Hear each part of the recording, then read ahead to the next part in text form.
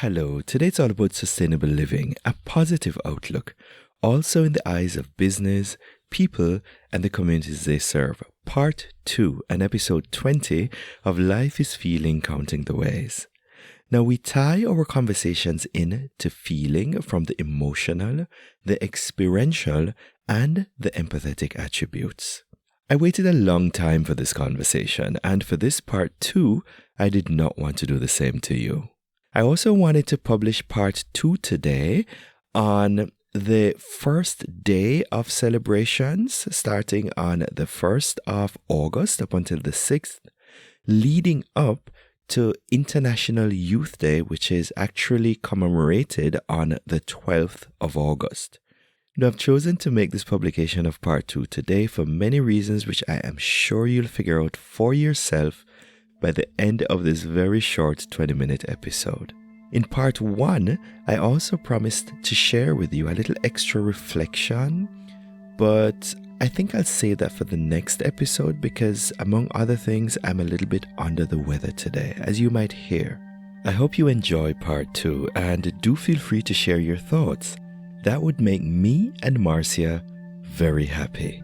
So then, without further ado, on with the show.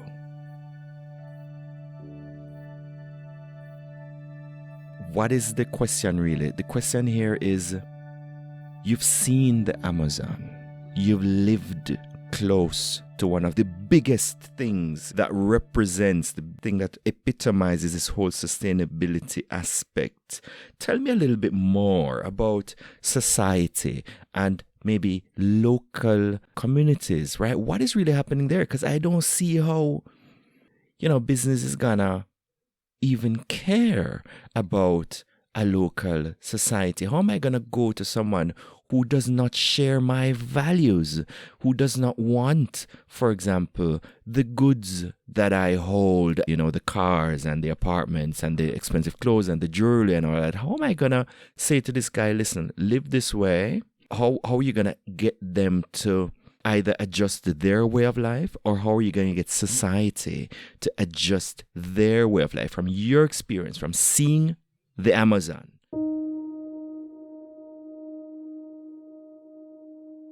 I would say that it's not even from the Amazon, because one thing that I would like to the listeners understand is that Brazil, it's a continent, right? Brazil? No, well, oh, yeah. I mean, Come on, it's a way you're to be... being bad to me. It's a very big country. Yes. South America is a continent, yes. Yeah, but it's a way too big. What? Sorry. It's my sense of wonder here. I want to have that because you're one of the few people I know from Brazil. What I mean to say is that Amazon, Brazilians don't know Amazon. Oh my God, what are you saying? Yes, that's very true. Amazon, for many Brazilians, is this distant realm as for Europeans. And that's what I wanted to say. It's like Amazon, it's amazing, it's immense, but it's distant. For example, where I come from in Brazil, I come from the coast, and Amazon, it's like 3,000-4,000 kilometers away from me. 4,000-5,000 kilometers away from the south of Brazil. And there is no roads to there. The only way to get there is by plane. And you're gonna get in a plane in a big city, which doesn't have forests. And then to go to Amazon, you need to get dirty roads, hours or days inside a boat and things like that. So that's how distant it's Amazon, even for Brazilians. And my sense of local communities is started from the place that I am from, Brazil. That's quite the opposite of Amazon. So I come from a state called Paraíba, and Paraíba, we have a coast, which is beautiful, Caribbean of Brazil, holidays, dreams for Brazilians. But if you drive 2 hours in the countryside, you are in a desertic place. You are in a place where rains 2-3 times a year. Rains enough to not be a desert, but still, it's very arid. And in that place, actually it's where my father comes from. In that place, it's agriculture. It's the only way of living. And then you can imagine when you are in an emerging country that lives out of agriculture and in a region that doesn't rain, means that the poverty levels there are really high. And despite the poverty or despite the challenge, I got to learn to respect these local communities for the joy that they have, for the wisdom that they have, for the way that they lead their lives with concepts like honor, with concepts of perseverance, with the concepts of empathy, like helping each other. So the thing about the local community is they have a wisdom of way of life that we in big cities, we cannot really grasp. So, and as you said, I had the opportunity to go to Amazon last year. It was and then it was my first time in Amazon. And it was an amazing, breathtaking experience. And I went there and stayed 1 week with a local community there. And the same feeling that I had with the local community that my father is from, that's 3,000, 5,000 kilometers away, completely different environment. It was the same feeling that I felt with the local community in Amazon. This wisdom, this capacity to understand the real importance and rhythm of life, and to understand how make nature to help you, not nature being something that you need to overcome, but something that you need to integrate. Mm-hmm. And I do believe that we are in the mess that we are today as society because we miss that. We do not understand that nature is not an oppositor. Nature, actually, it's an ally. It depends how you relate to that. And then comes to my first point, it's respect. These local communities, they have respect for the environment that they live in. They are part of an ecosystem. They are not an alien of the ecosystem. And this is what these local communities taught me. And I was profoundly touched by it. Not just in Amazon, but also in this arid region. And the same thing when you go to, as I said, a community in a big city, but it's from people that needs to stick together and find their ways to live despite their diversity. So local communities and indigenous populations, they have the key for finding our way out of this environment crisis that we are. There is in Amazon, indigenous populations, like for millennia, are create what we call terra preta. Yeah. And it's just a way that they have to produce a very rich land in terms of nutrition, because in the end of the day, they live out of what nature gives.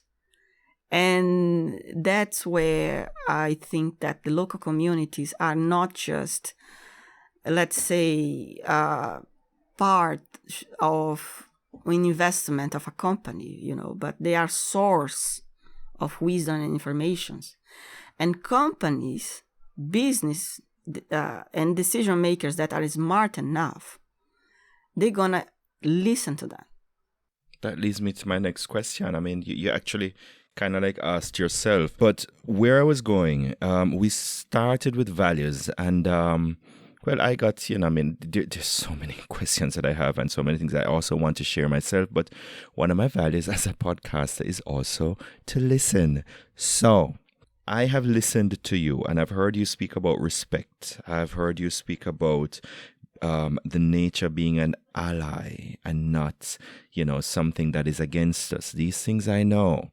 I suspect that it comes a lot from, Judaistic religions, to think that, we should somehow dominate nature, break it to our will. But I also listened to you saying that, we're part of nature, of course, to acknowledge the complexity. However, a lot of business is about risk. I think both of us can agree with that. It's also about measurability of risk. So business is concerned with that.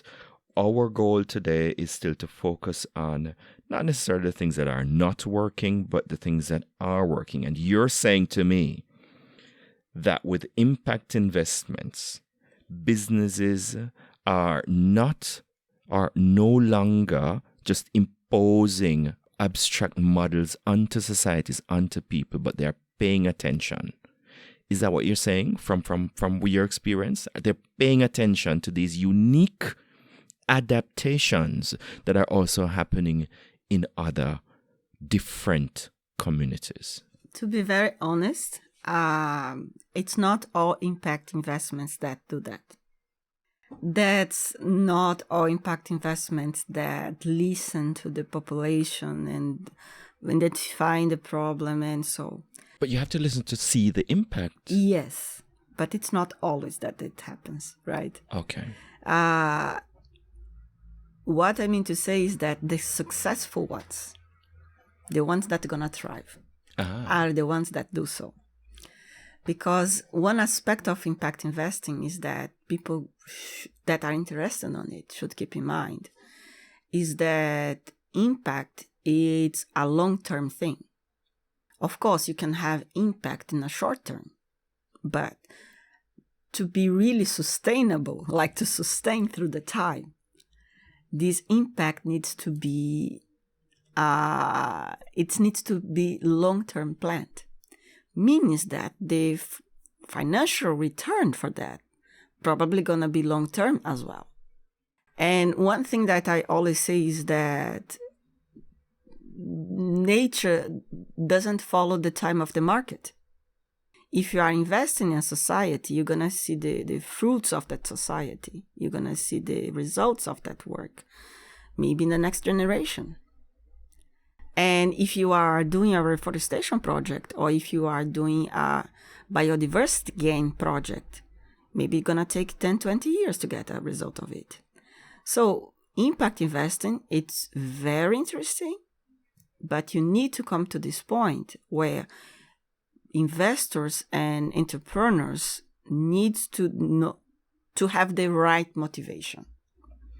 If profit and only profit, it's the motivation for impact, I'm sorry, but you are doing something that's not gonna happen, because investors and business people needs to be patient with impact. Mm-hmm. But impact, it's gonna last. It's gonna be, you do not face the same risks, for example, with a fast-paced business that you know what's today, but you don't know what's gonna be in 5-10 years.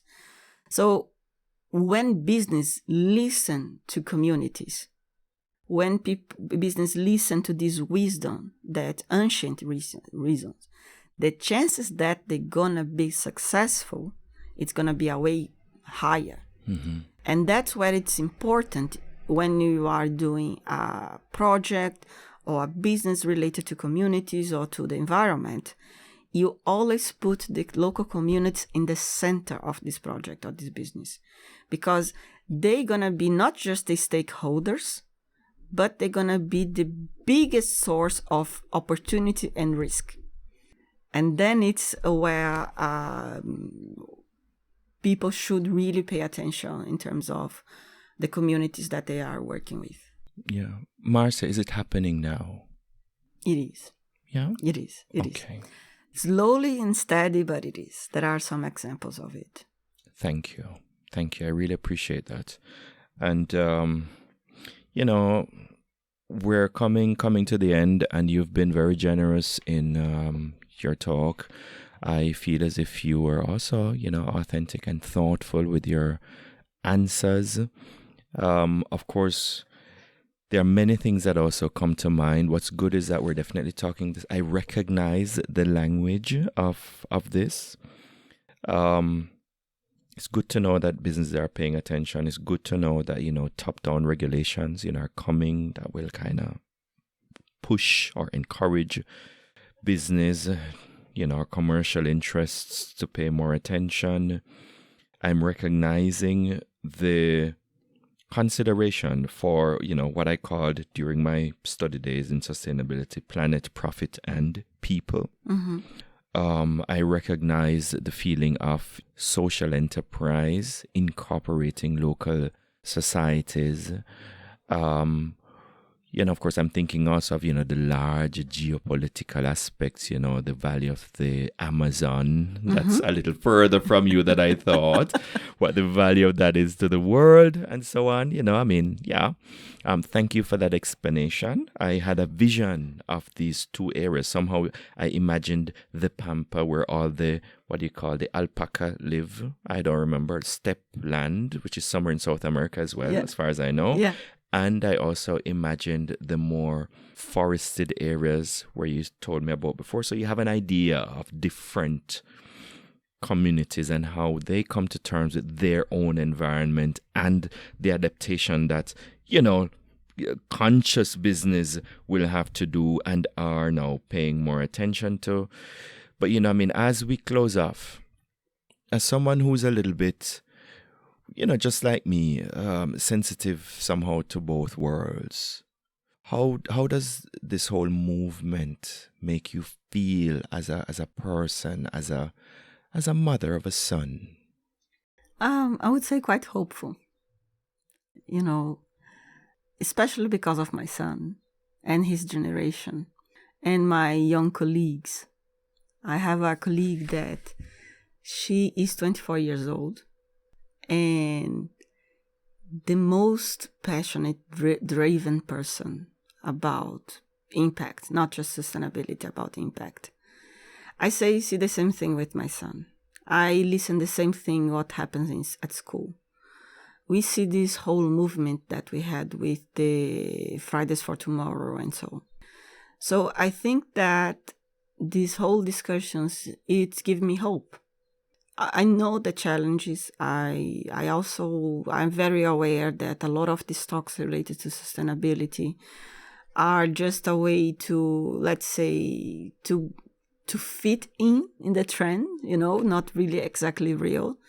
But I'm not sure that we're still going to have time to do the change that we need. Right? It's the realistic aspect of it. But I think that we are moving the right direction.